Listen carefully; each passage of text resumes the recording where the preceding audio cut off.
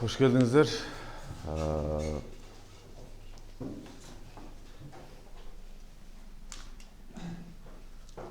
Brokerlik, трейдерлик. Азыр дүйнө жүзүндө криптовалюта, блокчейн, биржа менен аябай мындай кызыгуу артып атат. Ошондой эле бул негизи мурдатан бери келаткан нерсе. Кыргызстан 10 жыл, 20 жыл артта калып аткан үчүн бизге эми келип атат. Бул системаларчы. Анан ушул системалар тууралуу бир аз маалымат бере кетейин. Анан сурооңуздар болсо аягында эметесиңер, бересиңер. Так, өзүмдү тааныштырып, менин атым Нурлан, Жалал Абадтан болом. Азыркы учурда Ошто жүрөм. Ошол баштайлы анда. Криптовалютаны ким уккан? Ким билет криптовалютаны? Барлыгыңар эле уккансыңар, бирок ким билет криптовалютаны? Эч ким билбейт, да? Качан чыккан? Эмне үчүн чыккан? 2001 биткоин чыкканда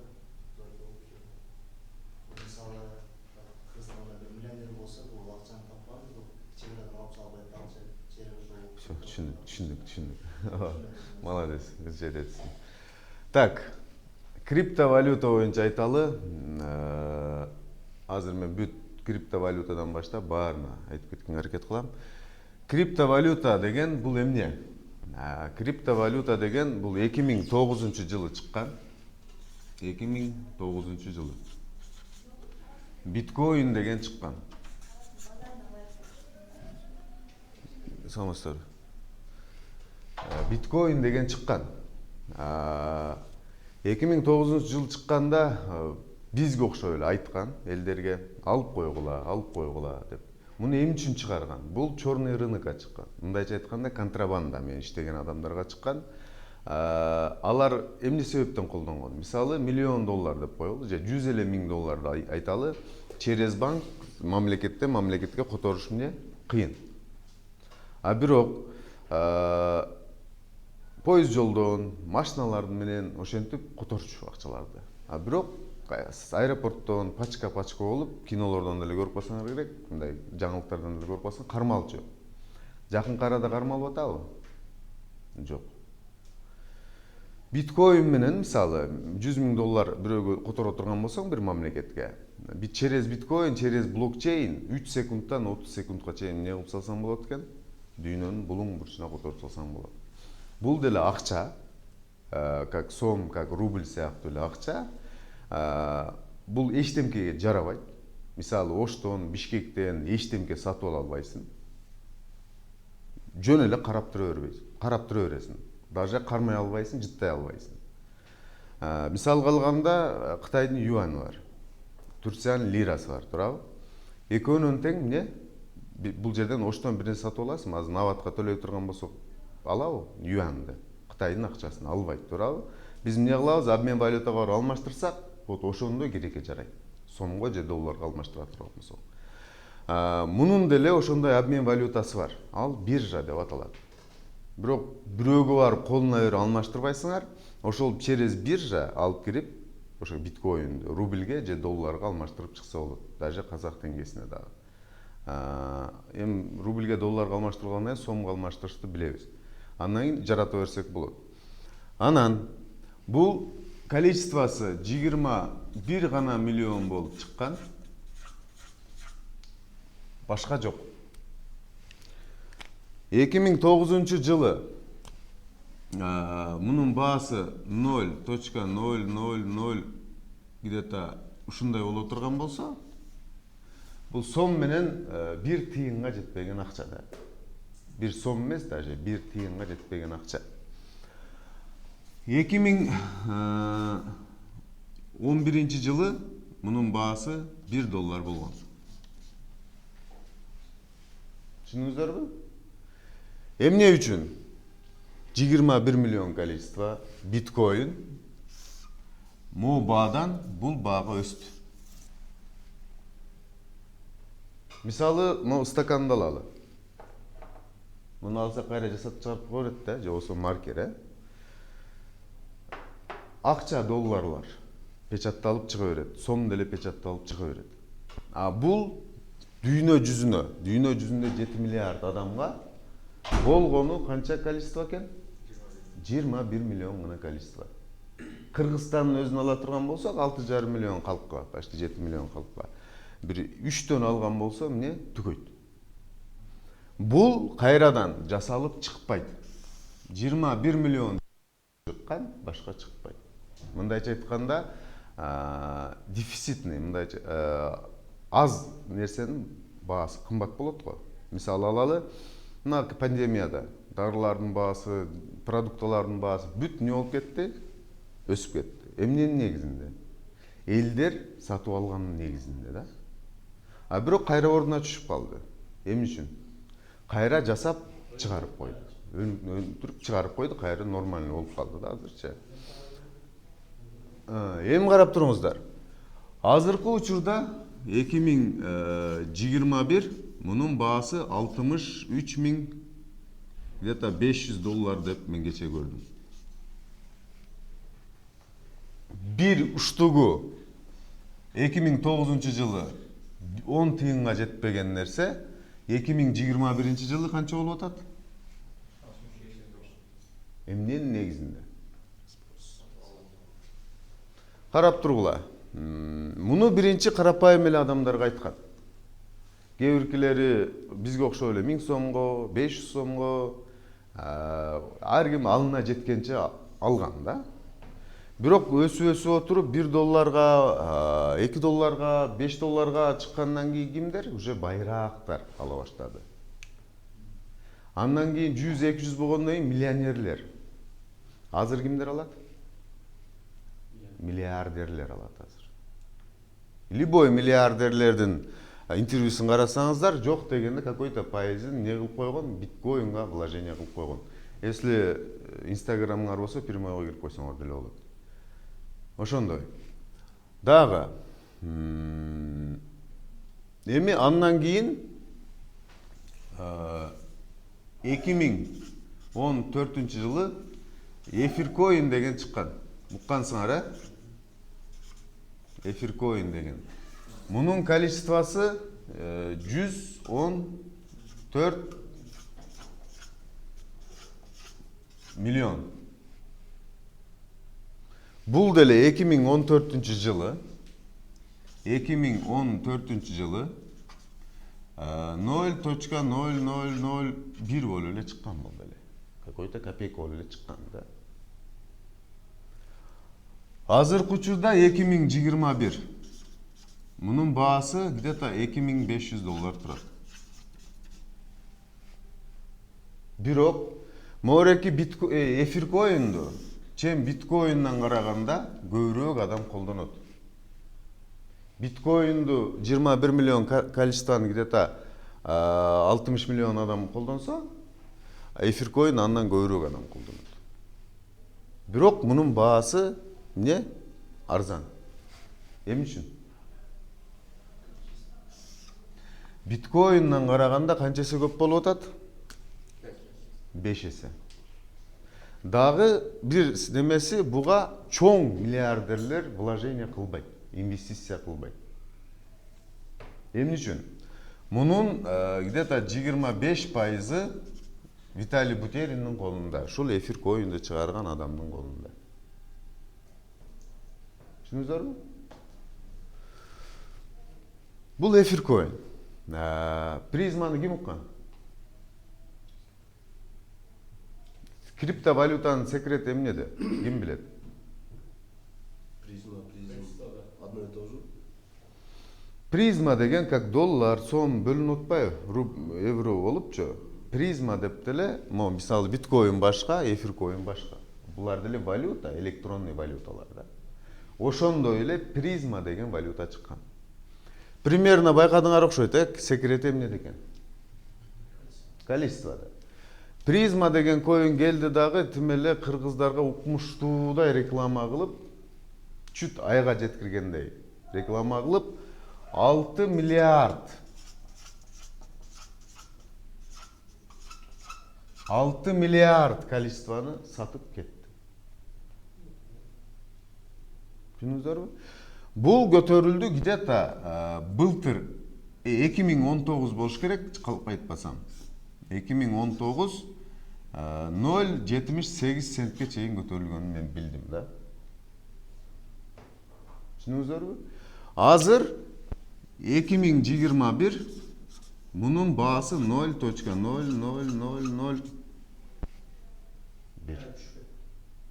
Эми үчүн? Эми карап тургула. Силер могу жерден 100 000 штук коюн алып койдуңар дейли да. 100 000 штук не? Призма алып койдуңар дейли. Туурабы? Ушуну продвигать этип кеткенге, ушуга какой-то влиять этип алсаңарбы? 6 миллиард, миллион менен миллиарддын айырмасын жакшы эле билесиңер, э? 1 миллион долларга Бишкектен 50 000 сомдон 50 000 сомдон 20 үй алсаң, 50 000 сомдон дедим, 50 000 доллардан 20 үй алсаң, 1 миллиард долларга 20 000 үй аласың. Көрдүңүздөрбү? Ошончолук количествосу бар. Мунун Морекинин 1 миллиардын алсаң дагы, ар жагында канчасы калып атат? 5 миллиарды турат. Бул 2037 жылга чейин жасалып чыга берет. Самса сыяктуу да. Эртең менен ысык самса жесең, эртең менен барсаң деле эмне? Ошо турат да, турабы? Же болсо Өзбекстандын сумун алалы. Бир сумка акча эчтемке жарабайт го дейм Өзбекстандын суму. Эмне үчүн? Количествосу көп.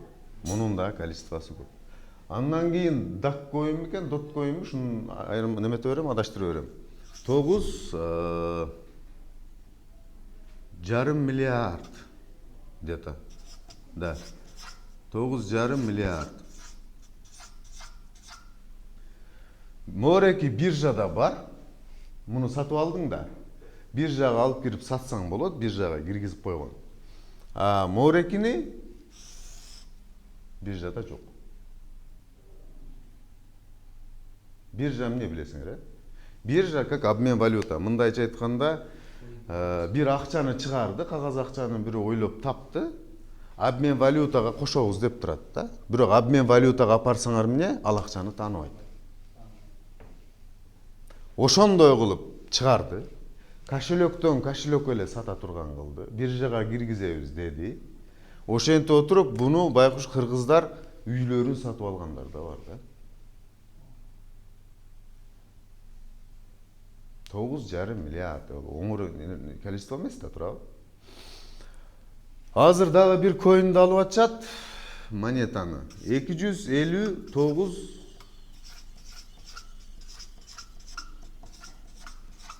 миллиард штук. Залга атпай алып атышат.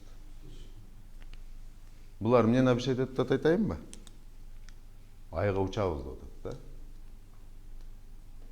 Эми момунча немени чыгарган адамдын дагы ушунча акчасы бар да, туурабы? А ушунча акчасы бар адам эмне кылат? Ошончо акчаны жумшап, аябагандай реклама кылып, Морекини 1 эле доллардан саткан болсо 259 миллиард болуп атат. 1 доллардан эмес, даже 10 центтен саткан болсо деле канча акча чыгарып кетет. Вот. Кайсы монета экен? Өзүнүн эле тааныштар, айтпай эле коеюн. Карагыла. Видеодон кийин айтам. Карагыла. Мо 9,5 миллиард дедим, э? Мо 6 миллиард дедим. Эми биткоиндан аз дагы коиндар бар. Ким билет? Жок. Бир үчтүк коин бар. Бир үчтүк гана чыгарган, башка жок. Анын баасы канча турат? 500 000 доллар турат. Ошо примерно кымбат да иши кылыпчы. Андан кийин 2 миллион үчтүк чыккан дагы бир коин бар. Ал 90 000 доллар турат. Аны эч ким тааныбайт да. Просто эле эмне кылган? Байлар бөлүп алган. Биринен алып, бирине сатып, биринен алып, бирине сатып. Ал дүйнө жүзүнө чыгып кете турган болсо, анын количествосу канча болот? Ой, баасы канча болот? Миллион доллардан да ашып кетет. Потому что количествосы эмне? Аз. Сапаты сапатына жасалган. Эми карап тургула. Азыр биз жаңы, мындайча айтканда, Tifcoin боюнча иштеп атабыз. Бизде эле мореки даяр сценарий бар, биткоин сценарийси бар. Эми биз өзүбүз ойлоп чыккан жокпуз, даяр эле сценарий менен кетип атабыз да. Tifcoin деген менен иштеп атабыз биз азыр. Tifcoin деген. Мунун количествосы 15 эле миллион. Все. Башка жок.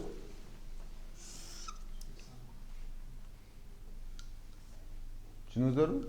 Аз бекен? Кыргызстандын элине 2ден берген болсок түгөйт да.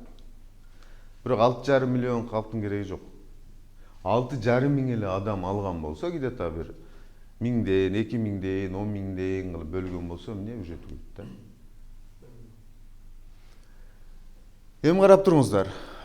Бул мындан 1 жыл мурун 2020 0,0004 цент болгон. Жылдын башында, где-то февраль айларында. Азыркы учурда 2021 0 кече 60 цент болду. Бул алган баасы. 60 цент болду. Канчасы өсүп атат 1 жылдын ичинде?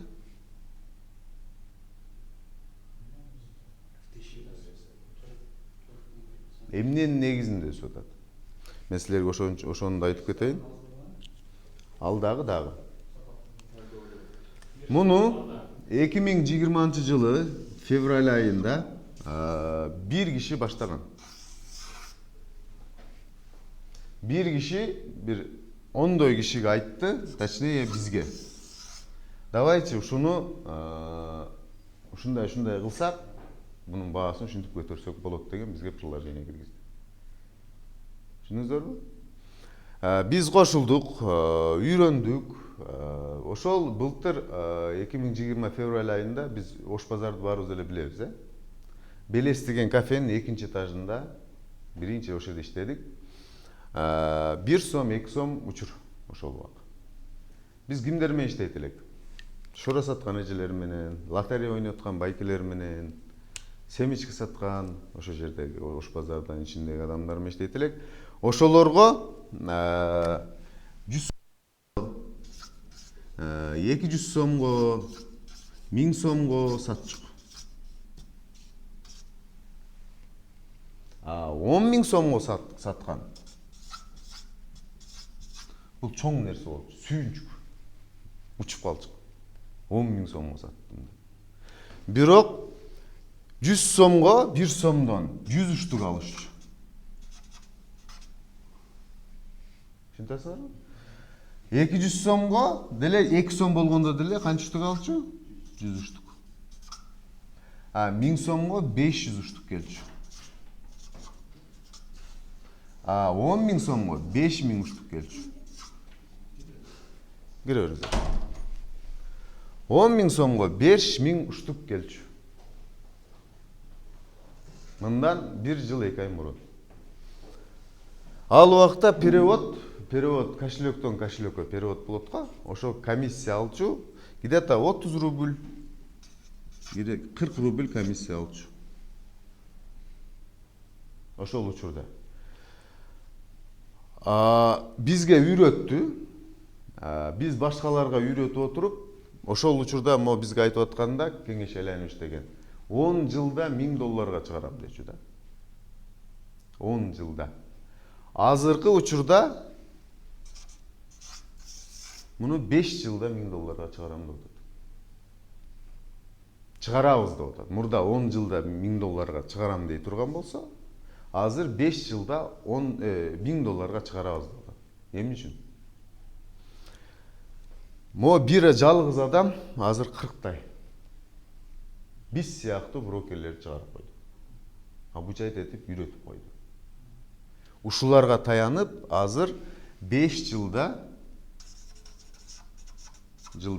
$1000 чыгарабыз деп атат. Ушул прогноз менен кеткенде. Могерээки 10 кишинин саны азыр 750дөн да ашты, где-то 750дөн ашыгыраак. Көрдүңүздөрбү? Эмненин негизинде өсүп тур? За то, что мо 750 адам алган үчүн мунун баасы канчага чыгып атат? 60 центке. Жөн эле покупка кылып койду. Кечээ жакында эле бирөөнү айталы, 150 миң штукту 150 миң штукту где-то 4,5 миллионго ушундай алды. Bir adam. Son. Qaysi akçalarga bo'ldi son? Gel giriyoruz. Ne? 15 milyar qaysi akçalarga bo'ldi? On 150 ming штук. 150 ming штук kif koyundu. Bundan 1-2 ay olup kaldı. 4,5 milyon so'm aldı. Azı şunda 1,4 so'm aylanıp oldu. Примерно. Эми караңыздар, мен просто крупныйларды эле айтып койдум, бир крупный деле. Карап туруңуздар. Ошол учурда переводдор 30 сом, 40 сом болсо, биз 1000 сомго, 200 сомго, 100 сомго сата алчу болсок, и ош базардагы шоро саткан эжелер менен иштешчи болсок, азыркы учурда 1000 сомго сата албайбыз. Даже 2000 сомго сата албайбыз. Эмне үчүн? Мунун кошелектон кошелек өткөн переводунун баасы өзү 2000 сомдой кетет. Bir кошелек өткөрүштүн 1000 сомдон 2000 сомго чейин услуга алат. Комиссия. 5000 сомго да сатып алыш кыйын болуп калды азыр. Эмне үчүн? 5000 сомго сатып аласың, 3000 сом, то есть 4000 сомго сатып алсаң деп коелу да. 100 коин деп коелу. 2000 сом услуга төлөйсүң. Канчага чыгып калып атат ошондо 100 коин? 60 сомдон чыгып калып атат. Комиссиясында. Комиссияны ким алып жатат? Система алып атат, блокчейн биржа алат. Ал жөнүндө да айтабыз азыр. Скачать этип эметебиз.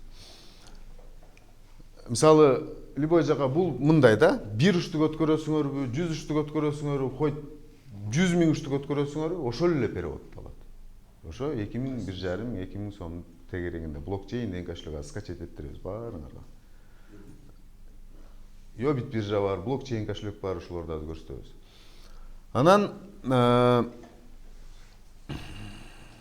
азыр ошондой кандай болуп калды? Жөнөкөй адамдар менен иштеше албай калдык уже. Акчасы 1000 сом, 2000 сомго аз ала албай калып атат да.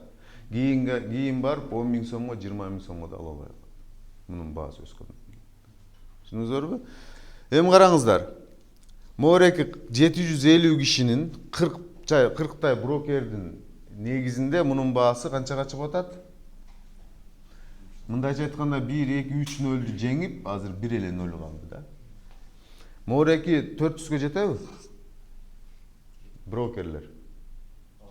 Туурабы? Мо 7500 адамга жетеби? Мунун баасы канча болуп калат? $1,5 миң болот. Түшүндүңүздөрбү? Ушул скорость менен кете турган болсок, ушул темп менен.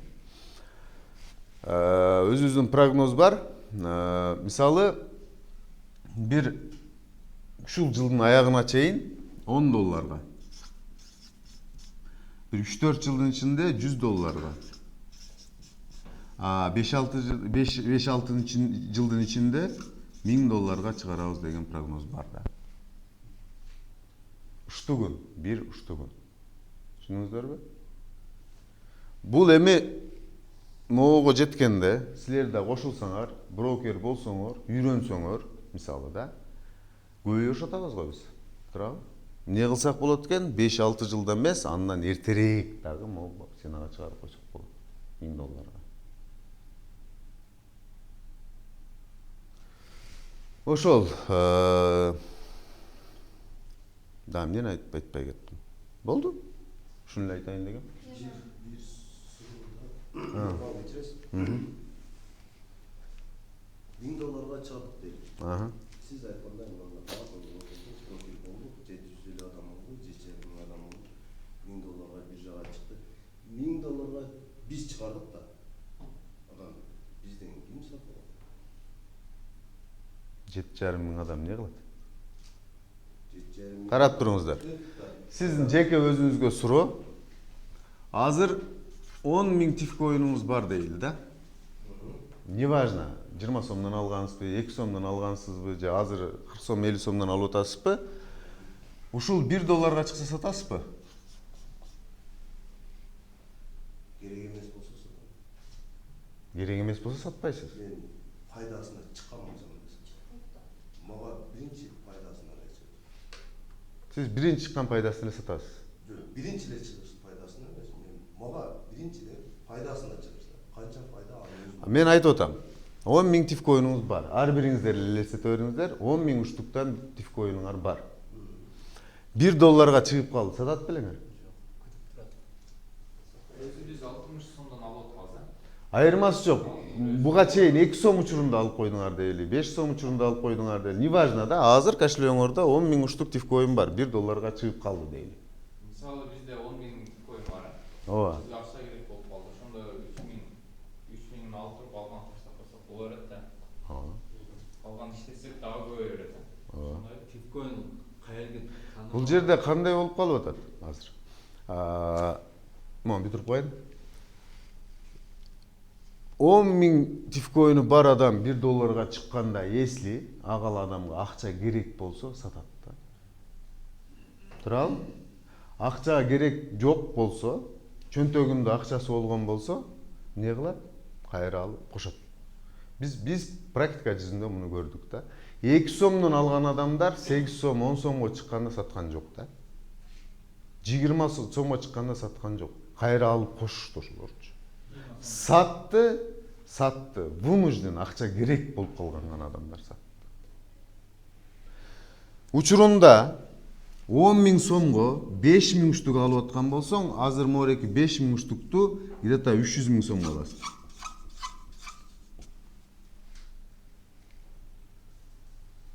Түшүнөсүздарбы? 10 000 сомго 5 000 уштук алчы да мурда турабы? 5 000 уштукту азыр 300 000 сомго аласыздар. Азыр суроого мен жооп берем. 10 000 сомго азыр 500 уштук келбейт да. Вот. Сиз кандай элеңиз? Ким алат? Ошол жөн ошол жагатка кетип атам.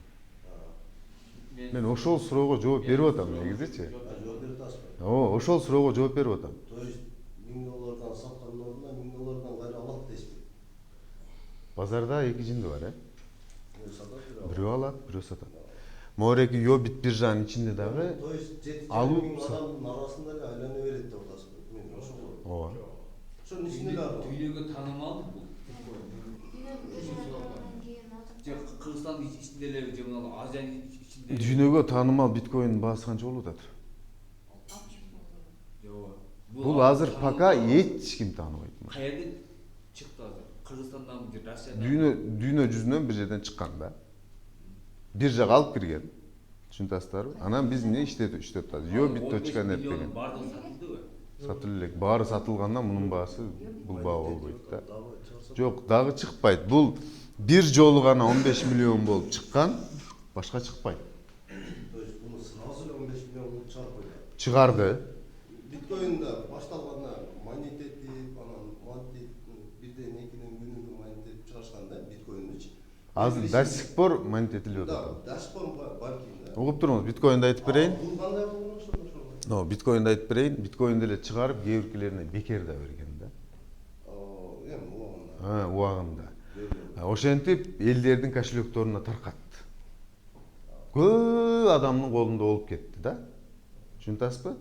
Анан бул $100 чыкты, $500 чыкты. Адамда эмне пайда болот? Жадность өзү күлчөт этиле баштайт да. Сатпай отуруп ушул учурга келип атат. Азыр дагы биз 750 адамдын колуна таркаттык. Түшүнүп Түшүнүп 750 адамдын колуна таркаттык. Дагы эле бирөө ушунун ичинен деле кээ бирөө ал сатып, полный сатып чийип кеткендер деле бар. Бирөө сатып атса, экинчиси келип алып атат, түшүнүп атасызбы? Ушинтип эле биз сыяктуу могу брокерлер реклама кылып отуруп эле сата беребиз. Бул эми 7,5 миң адамга келгенде эле биз токтоп калбайбыз да.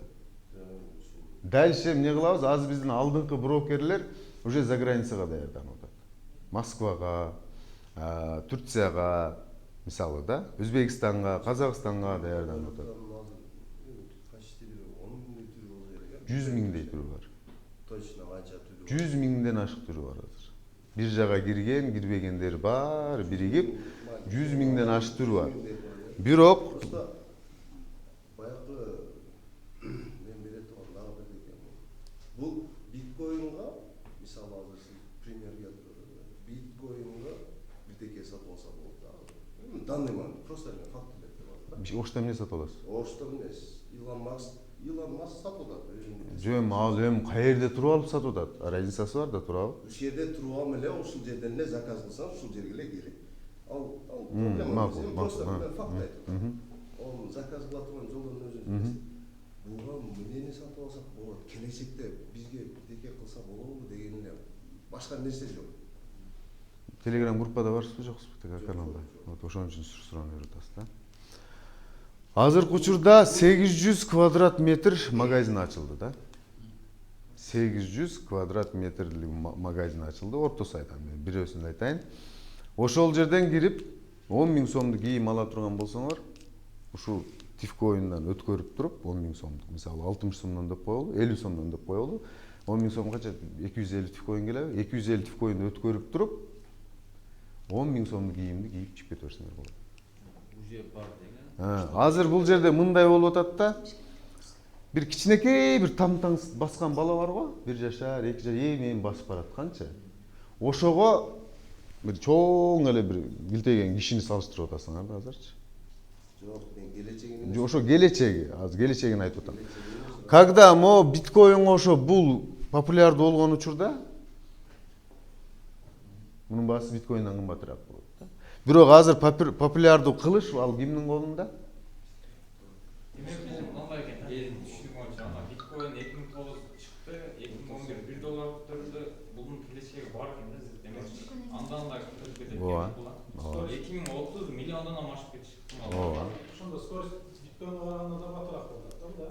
Болгон айырмасы эмне? Силер бир биткоинду 60 миң долларга, 65 миң долларга ала албайсыңар да. Алышыңар мүмкүн 1000 долларга канча биткоин аласыңар?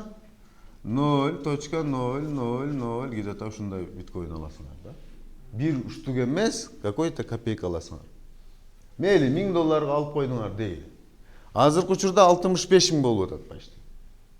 130 миң долларга чыкканда үстүнө канча пайда көрүп атасыңар? 1000 доллар пайда көрүп атасыңар. Бул 2 эсе өскөндө 130 миң долларга чыкканда 1000 доллар пайда көрүп атасыңар. Ошол 1000 долларга даже мод эфир коин алсаңар, где-то эфир коиндан 0 где-то 5 аласыңар да. Эфир коин азыр 2,5 миң доллар болуп атат примерно. 10 миң долларга чыксын. Канча пайда көрөсүңөр? 2 эсе, 3 эсе пайда көрөсүңөр. Туурабы? Кандай?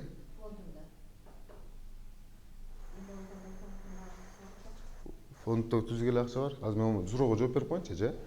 Караңыз. Азыр эгер 1000 долларга лучше бодон 1000 доллар канча штук келет? 1000 доллар 85 миң болуп аткан болсо, где-то бир 1,5 миң, 2 миңдей штук келип атат. Туурабы? Штук келип атат. Бул 10 эле долларга чыксын. Канча акча болуп берип атат? 20 миң доллар. Бул аз да, арзан, көп келет да. Түшүндүңүздөрбү? 10 долларга канча убакытта чыгышы ыктымал эми. Ушу жылдын аягына чейин. Бул минимальный. Бизде ошо Telegram каналда сиз да жоксуз го дейм, Дагы ким жок Telegram каналда? Сен да жоксуң, Telegram сиз дагы жоксуз. Telegram каналга кирсеңиздер, ошол жерде информациялар бар да. Ошо 800 квадрат метр ачылган магазиндин дагы видеосу турат ошол жерде. Москвада ким деген эле аты, ким эмес, кимдин эсинде бар. Москвада бир чоң эле аалымдар уже алып баштады да. Чоң аалымдарчы. Москвага келгиле, биз менен иштешкиле деп атат. Ушул Тифкоинду ушундай алып кетели деп түшүнүп. Мореки 150 миң уштукту дагы, 150 миң уштукту дагы чоң эле уже элге таанымал эле бир таксыр сатып алды да. 15 миллиондун канчасы сатылды? Где-то 2,5-3 миллиондой сатылды го. Бул мындай. Миллион сатылганда ушундай кымбаттап кетти го. Да. Потому что биржада азайып атат да. Тиякта мындай. Обмен валюта бар эмеспи? Мисалы, азыр жазып коеюн, 0.0004 центтен сатам деп турган болсо, 0.0004 центтен алам деп турат да. Деп турган, то есть мындан 1 жыл мурун. Андан кийин 0.07 цент деп турган болсо могу жерде, могу жагында 0.04төн алам деп турган. Кетип атам ошого. Эми карап туруңуздар, обмен валютада бир жагын ала турган, бир жагын сата турган баасын коюп коет. Азыркы учурда андан кийин 0.40 цент болду, 41 цент. Бул жагы 0.28 цент болду. Көрдүңүзбү? Азыркы учурда ала турган жагы 0.60 деп турат, алам дей турган болсо. Сатам дей турган 0.35 ушундай. Эми караңыздар, эмне үчүн? Мисалы, моодон алгандар буга сатты да. Мисалы, 10 тыйынга жетпеген акча болсо, бул где-то сом менен 3-4 сомдун тегерегинде акча, 3 сом болду. Сомго. Моодон алгандар бул где-то 6 сом болот, моого сатты да. Көрдүңүзбү? Моодон алгандар эми моо ала турган баасы мындан өткөндөн кийин бул жагына сата баштайт. Кийин моуну алгандар бул жагы $2 болуп калды дейли. Бул жагы где-то $1,5 болуп калды дейли. Мындан алгандар эмне кылат? Буга сата берет. Ушинтип отуруп көтөрүлүп кетип атат бул. Кимге акча керек болсо сатат, кимге акчасы болгон болсо, көбөйтөм дей турган болсо сатып алат. Болду. Анан Тифкоинго дагы эмне кылабыз? Ошо Telegram каналга кирип койсоңор, ошол жерде турат. Туз комната деген бар, соленая комната деген. Ошол жака кирип, полный курсу 5000 сом турат. Ошо 5000 сом берип отурбай эле, сизге Тифкоин бере турган болсо, Тифкоин берип коюп, 10 күнмү ушундай лечение ала берсеңер болот. Машина оңдотсоңор болот. Плюс тиш жасатсаңар болот Бишкекте. Мен азыр эси мага билет керек боло турган болсо, тетиги врачкам эмеде иштейт да, аэропортточу. Билет сатат. Москвага мага 25 миң турат билет. Кете турган болсо, мен эмне кылам? Тифкоинди өткөрөм да, билетти алып туруп, учуп кетем. Буга эмне керек? Тифкоин керек. Уже бар экен да эмес, Кийин бар, ким, сиз эмне бизнес кыласыз? Сиз эмне иш кыласыз? Сода. Эмне сода? Алды сатты. Ошо эмне алып сатасыз? Ардыке. Отуруңуз. Мен 4-классыман баштап сода сатыкта жүрдүм, коммерсант болуп жүрдүм да. Россияга, Алматага товар ташчы элем. Мен өзүм содагер болгонум үчүн мореки мага оңой болду да. Муну мен как товарга тартылдым. Экөөбүздүн видеобуз бирдей эле экен. Ооба, сода сатып кылган адам муну бат эле алып кетет. Кытайдан алып келесин, Дордойго. Дордойдон таркатат, оптом, Дордойдогулар каяка таркатат? Кара сууга, Жалал Абадка, Ош базарга, же болбосо майда базарларга таркатат.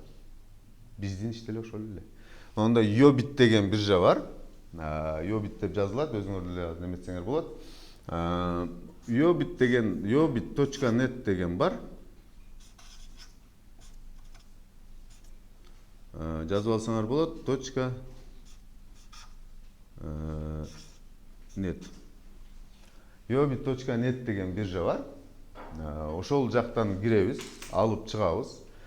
Блокчейн кошелек бар. Блокчейн кошелекти да азыр баарыңарга скачать эттеребиз. Блокчейн кошелекке жүктөп беребиз. Түшүндүңүзбү?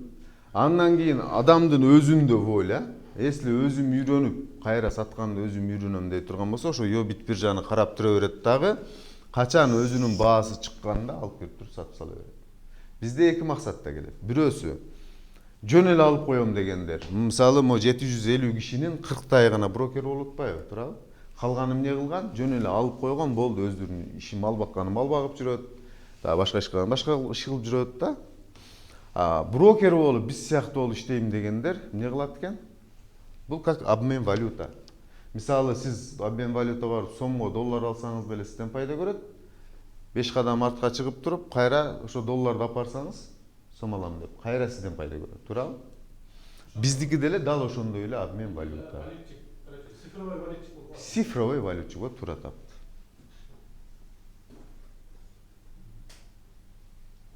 Ошондой болгону бул жерде эмне? Любой нерсеге үгүт керек. Туурабы? Мисалы, Москвага деле бири-бирин үгүттөп отуруп эле алып кетти го, кыргыздын баары бири-бирине ээрчип эле кетти. Туурабы? Ошондой эле буну да болуп атат. Болгон да. Ал ушунчалык акчаны жакшы көргөн адам болсо, кармап тура берет. Азыр сатса 300 000 сом болот, бирок сатпай тургандар деле бар да. Дагы көтөрүлсө сатам депчи. Бул жерде тифкоин алып койгон бир сен алдың беле? Ким алды эле дагы тифкоин? Бир эле сен экенсиң. Биринчи канча сомдон алдың? 100 алган үчүн 45 алган. Кийинкисин? Кийинкисин 300 алганда 40 сомдон алдым.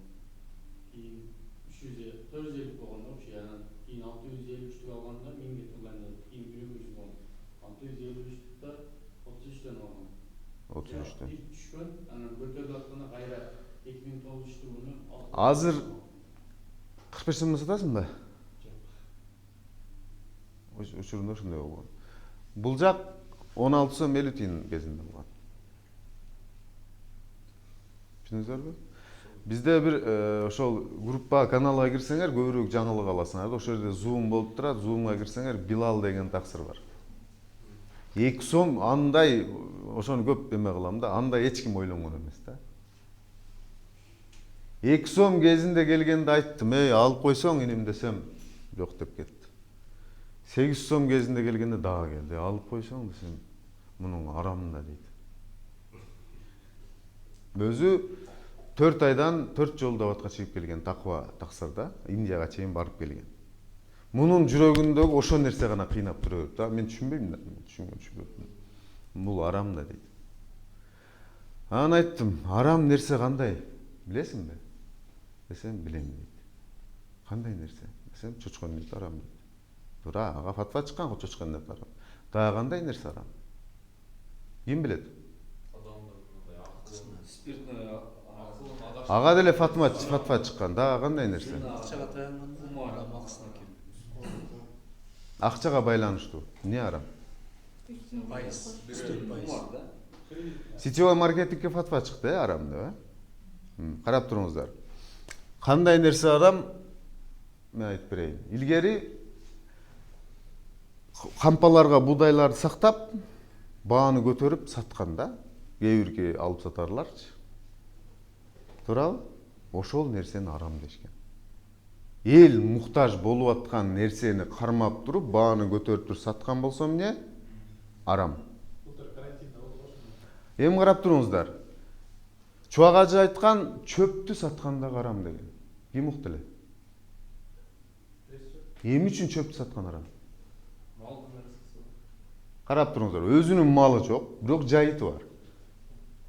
Аны Алла өстүрдү да, туурабы? Ошону саткан дагы арам болду. Аны уруп алып, боолоп, кармап коюп, жазга мал жана чөптөрү жетпей калган байкуштарга кымбатыраак сатам деген дагы эмне? Арам.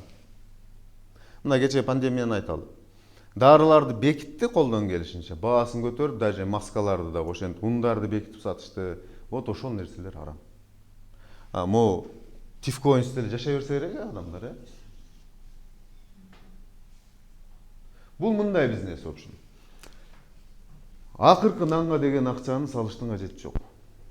Кредит ломбардка салып салыштын кереги жок. Просто турган ашыкча акча болсо салып койсо болот. Мисалы, көбүбүз деле мал ал бар, bir 10 мал болгон болсо, bir 2-3 малын саткан болсо, эмне калган 7-8 мал менен жашап кете берсе болот да, туурабы?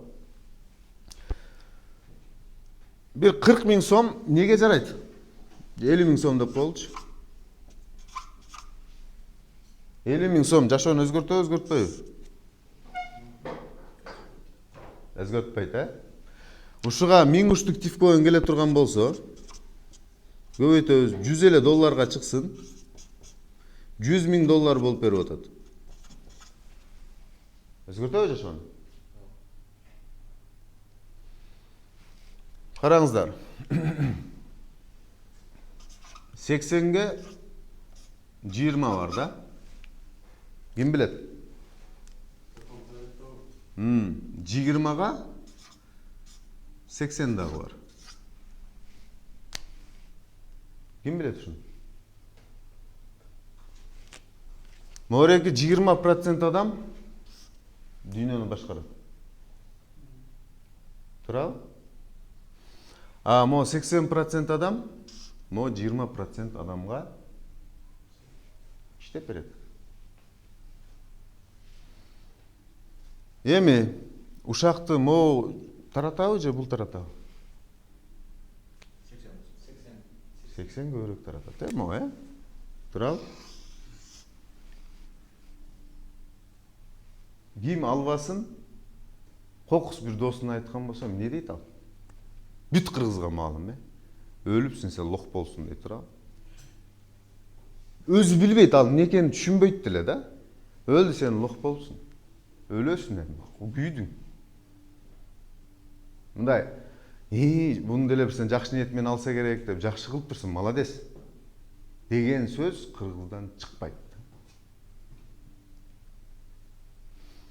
Эми мо 20% менен 80%дердин адамдардын эмне өзгөчөлүгү бар? Мен үчүн булар швей атса деле, эмне кылса деле иши байый берет, а булардыкы байыбайт.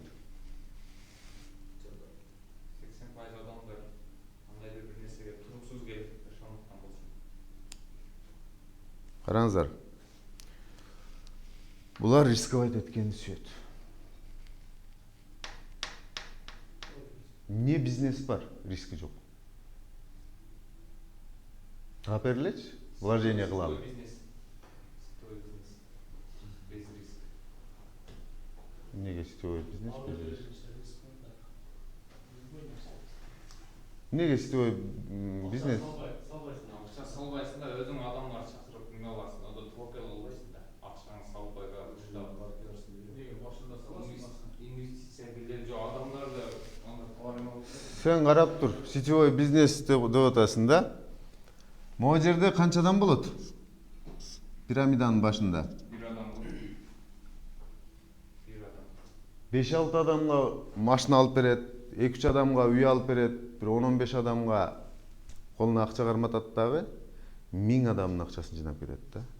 Сен өзүң акча иштеш үчүн эмне кылышың керек болот? 2 адам алып келишиң керек болот. 2 адам алып келиши керек болуп атат да.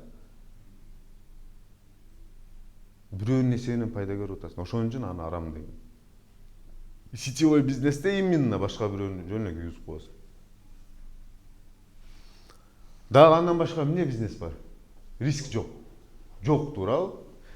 Кафе ачасыңбы? Эгер иштете албасаң, эч бир ишти иштете албайсың. Кондитерский цех ачасың, швей ачасыңбы? Любой жерде эмне бар? Риск бар. Булар эмнени ойлойт? Только выгоданы ойлойт. Рискти ойлобойт. Только выгода, пайданы ойлойт. Мисалы, 1 миллион сом, мисалы, Бабанов, ошондой эле Салымбеков сыяктуу туураларга 1 миллион сом акча деле эмес да, туурабы? Салып койду, бир 50 000 тифкоин алып койду, 50 000 тифкоину $100 чыгып берген болсо, канча болот? $5 миллион да. Болбой калсачы? 1 миллион сом алар үчүн акча эмес.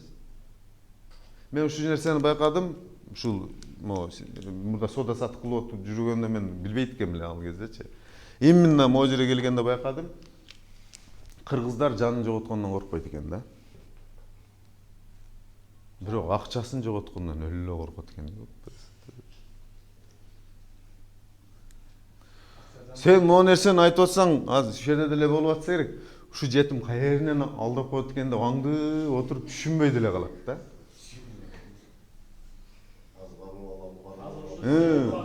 Ушу каеринен алдап коет экен деп отуруп түшүнбөй калат. Азыр ошентип деле көпчүлүгү түшүнбөй калды. Ошон үчүн эмне кылыш керек экен? Ооба. Ооба иштеп атат. 750 адамдын колунда буйруса. Ошол туугандар, эми кимде суроо бар, эми суроолорду берели, суроого өтөлү. Биткоин кредитасы канча калды азыр? Түгөнбөй атат. Бу түгөнбөйт эми. Биткоин мисалы 21 миллион количествоны 60 миллиондой адам кармайт да. Түшүнүп атасыңар? Өзү 21 миллион, кантип 60 миллион адам кармайт? Момун да бөлүп алгандар да бар да. Карап турула, азыр силер эфир коинди 2014 алганда бир сомдон алсаңар 2000 долларга, 2,5 долларын где-то 200 миң сом болот экен примерно деп коелу. 2 сомдон 100 миң штук келмек да, турабы? Азыр 2,5 миң долларга 1 штук алып атасыңар, турабы? Биткоиндан 2,5 миң долларга момундай эле аласыңар да примерно. 0,00 какой-то копейкасы. Учур келет, могу биткоин могуго деле, мисалы, эфир немен деле 1 штукту 1000 долларга алган күндөр келет да. 1 штукту 1000 долларга алган. Практика жүзүндө көрүп атабыз. Ошон үчүн муну деле биз азыр айтып атабыз. Азыр туруп мен жыйынтакка коеюн, аны сөз берем. Карап турула. Силер моореки нерсени келип алсаңар деле эмне? Мунун баасы өсөт.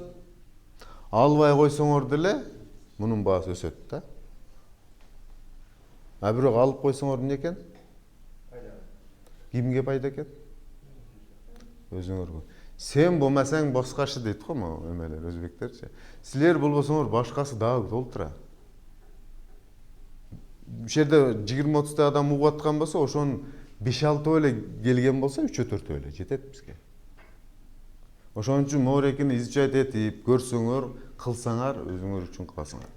Мага 1000 доллар бер, калган акчаны сага жетет, бастан турган жеришкенде. Мен сага 1000 долларга 1000 штук биткоин алып берем. 1 доллар экен ошондо. Аны мен мага деле айткан. Анан мен башымда отурдум да. Каякта жомокту айтпачы дегем. Элесте жөн эле көрүп турган нерсеңе ушул байыт үйрөп алам депчи. Эми карап турула, ошондо 100 доллар ошол момент 2011-жылы где-то 3,5 миң сом болот эле 100 долларын. Где-то 35тен болчу да. 100 долларга 1 доллардан 100 эле уштук биткоин алып койгондо 100 эле уштук биткоин алып койгондо азыр 60 миң доллардан канча акча болуп бермек? 6 миллион доллар болуп бермек. Төбөң менен жыргатсаң да таппайсың да ал акчаны. Москвада бир бала 5 штук алган экен. 21 миң долларга чыкканда 5 штукты 105 миң долларга сатып койду. Эми караңыздар, мен дагы 1-2 жерлерин айтпадым, просто созулуп кетпесин депчи. Качан чыккан, анан эмне үчүн именно Тифкоин менен иштеп атабыз деген суроолор да болушу мүмкүн да. Туурабы? Неге башка криптовалюта менен иштебей именно эле Тифкоинди айтып атат депчи. Өзү көбүрөөк алып алып эптеп пихать этип атабы деген деле ойлор болушу мүмкүн. Ооба. Өзүбүз көбүрөөк алып алып пихать этип атабыз. Булчу. Силер деле көбүрөөк алып алгыла, башка бирөөлөргө пихать эткиле. Карагыла. Бул негизи 2017 чыккан. Узарса деле айтып кете берейин. 2017 чыккан. 5 долларга чейин көтөрүлүп сатылган. yobit.net деген биржага кирсеңер, ошол жерде ылдыйраак түшсөңөр, бүт 0,00000 болуп брошенный криптовалюталар момундай. Мунун деле дал ошентип 2017 жылы $5 чейин чыгарып туруп, сатып туруп кеткен. Брошенный болчу. Биржада бар, блокчейнде бар, сатып таштап кеткен. Андан кийин биздин кеңешеленип иштеген криптовалюта алда сага окшоп уккан экен, мага окшоп ошо 2012 жылдары $1000 алып кой дегенде албай коюп, 2017 жылы биткоин морек $25,000 чыкканда, $25,000 чыкканда көзү чекчейе түшүптүр да. Анан эмне үчүн көтөрүлүп атат? Бунда бир нерсе бар экен. Бири көтөрүлбөсө бири көтөрүлөт деп 100 түрүнө, 100 жакты түрүнө $100 $10,000 вложение кылыптыр. 100 түрүнө $100 $10,000 вложение кылган экен. Ушунун секретин билиш үчүн. Бири да өспөй коюптур. Көрсө количествосы момундай экен. Миллиарддап чыгарып койгон да. Анан секрет эмне деп отуруп, анан морекини көрүп калыптыр. Бул 15 миллион экен да. Деп муну изучать этип, бул 15 миллион турбайбы?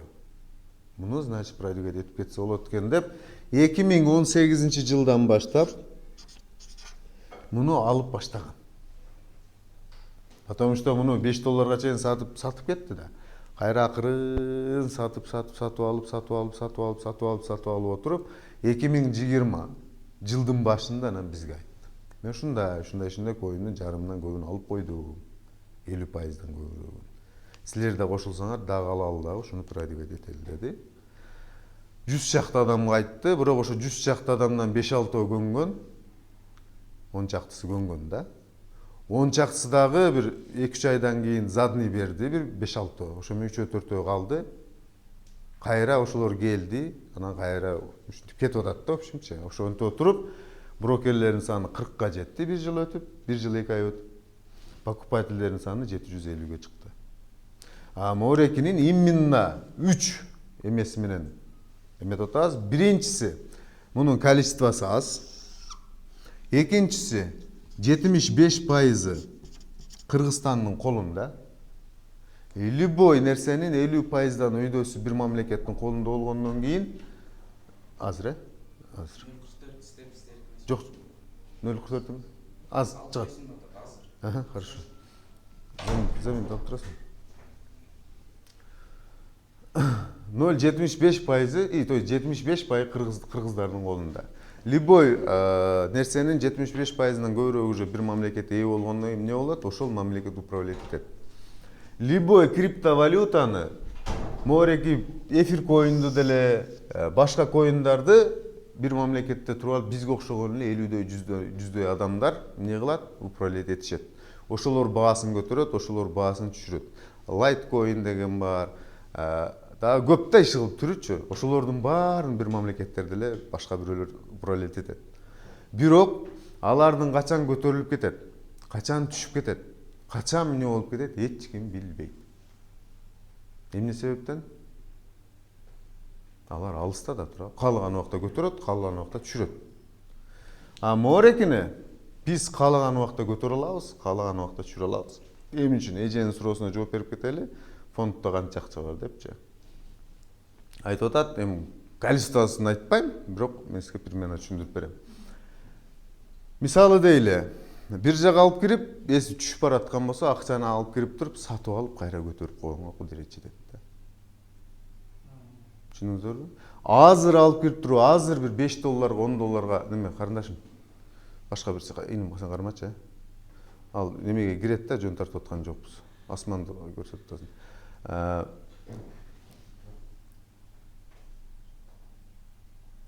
Киргизип көтөрүп кое алабыз.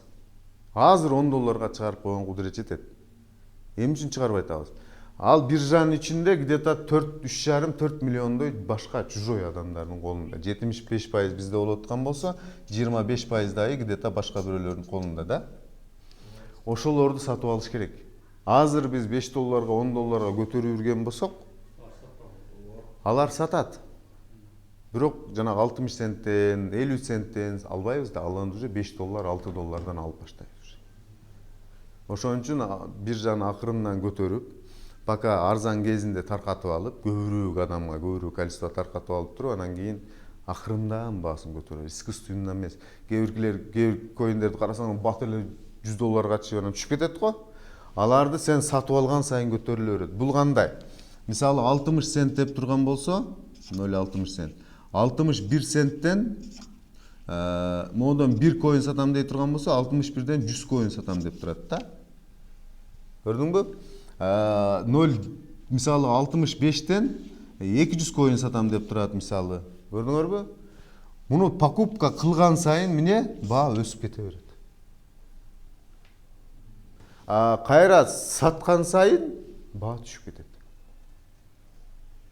Мисалы буну бирөө киргизип баасын көтөрүү максатта 10 миңби, 20 миңби, 100 миңби доллар киргизип туруп покупка кылып баасын көтөрөбүз дей турган болсо, эмне кыла алат экенбиз биз? Кайра ордуна 75% колубузда бар да, сатып кайра ордуна түшүрүп кое алабыз.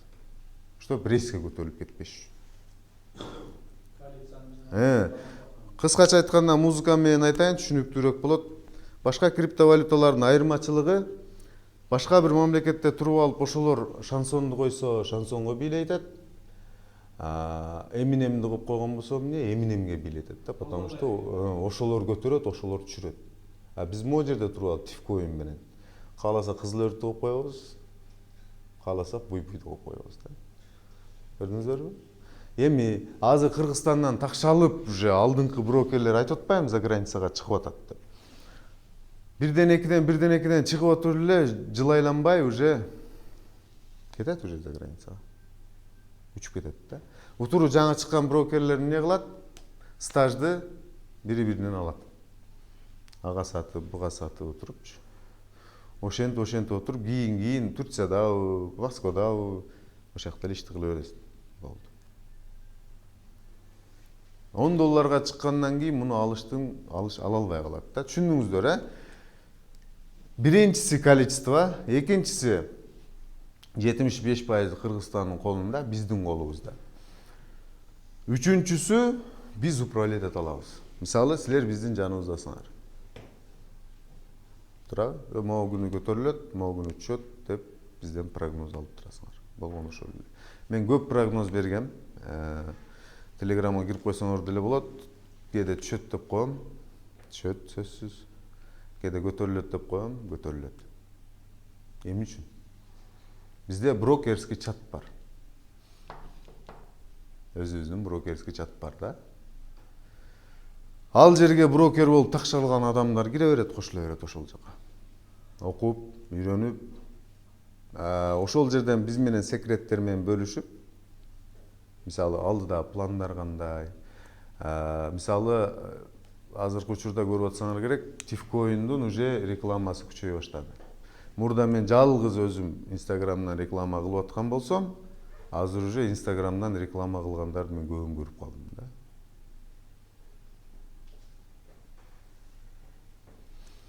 Ошол. Барбы суроодагы? Транзакция. Комиссия. Давайте блокчейн кошелек скачать этели, видеону жыйнаштыра берели болду.